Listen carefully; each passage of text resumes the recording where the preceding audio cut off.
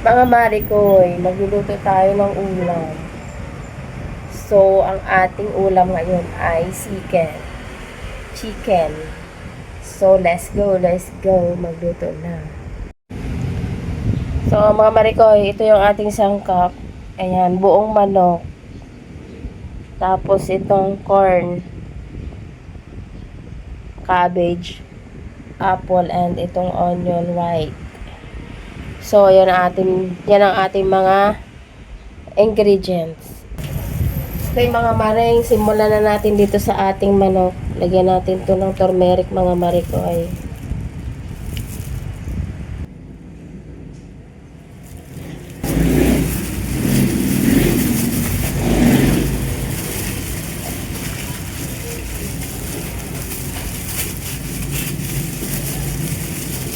So yung turmeric mga marikoy para hindi siya matanggal yung lansa niya mga marikoy. Mga mare, pare, lagyan natin ng turmeric. So ayan, ganyan mga mare. Lagyan na rin natin ng salt.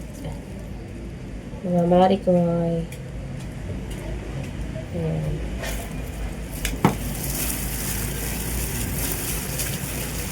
Massage lang natin ng ganyan.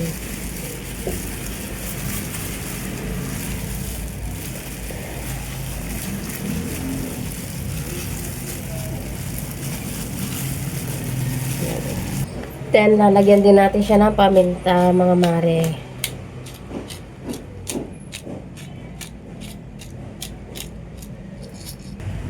Set aside muna natin to mga marikoy.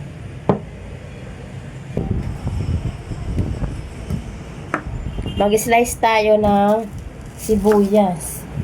Puting sibuyas yung gamit ko dito mga mare. Kung meron kayong isang malaking sibuyas, pwede na po yun. So, sa akin ay maliliit kasi ito.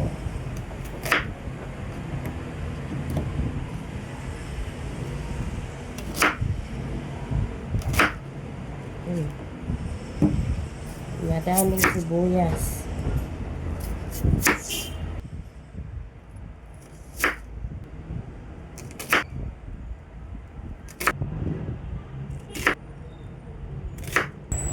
So, mga marikoy, lagyan natin ng mansanas. Kung mansanas, marikoy, kahit anong mansanas, pwede. So, gamit ko dito red apple. Sa atin lang tatanggalan ng yan. Tanggalin lang natin to sa gitna.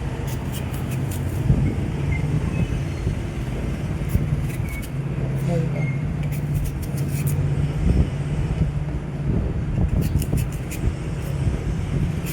Doon na pong babanatan. So, ito recipe na to, nakita ko lang ito kay Happy Life. So, na-curious ako dahil gusto ng amo niya ito. Pag ito yung niluluto niya. So, sabi ko, subukan ko nga. Na natin kung masarap.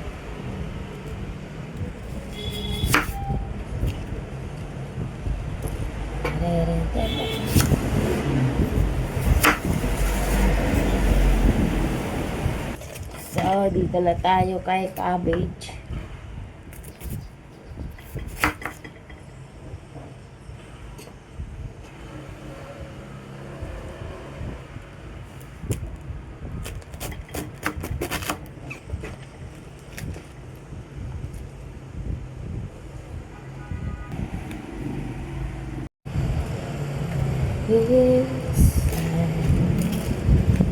So, gaganituhin nyo lang mga marikoy. Ganyanin nyo lang. Ihiwa-hiwalayin nyo lang mga mare. Ayan mga mare.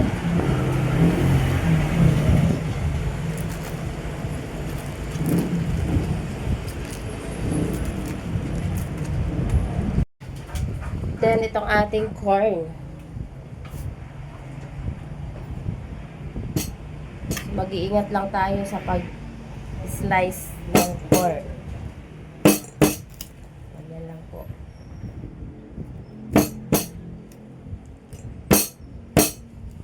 Dalawang corn yung ginamit ko.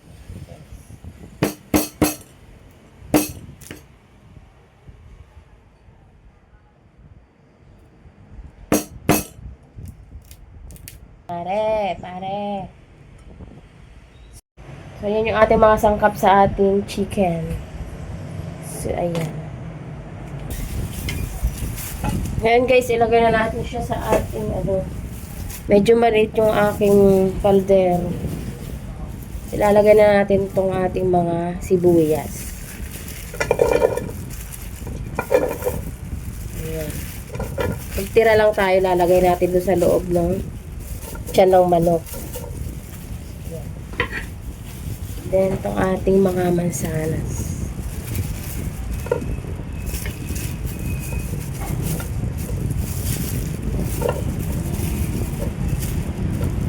Okay. Tapos itong ating corn. Ayan guys. Ilalagay lang siya dyan. Ayan, sama-sama sila. Tapos yung ating cabbage.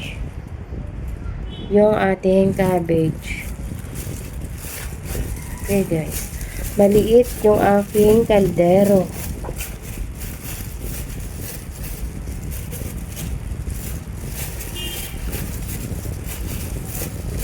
Ayan, ilagay natin. Lagay natin yung manok dito sa gitna. Ayun.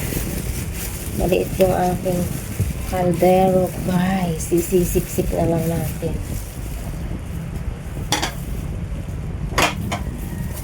Yung iba pang cabbage.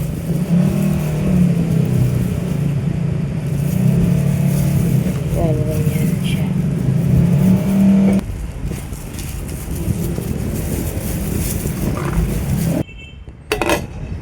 Pa natin mga marikoy. So, ganito lang to guys. Hindi na natin siya lalagyan ng tubig. Kasi hayaan na natin siyang maluto sa kasi yung ating sibuyas ay nagtutubig po yun. And guys, lutuin na natin siya sa katamtamang apoy. Guys, i-check din natin paminsan-minsan. Kasi titignan natin kung totoo nga na magsasabaw siya ng kusa. Ay, oo nga. Nagkakaroon na siya ng sabaw, guys. So, i-check nyo from time to time. Baka kasi matuyuan or ano. So, okay naman. Check natin ulit, guys. Baka sunog na. Ito, konting sabaw.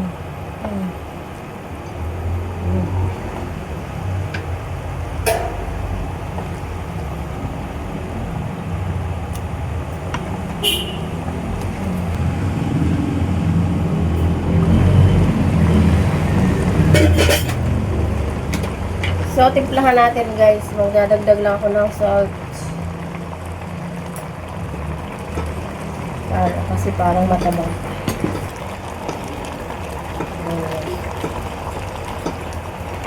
So, ayun ho.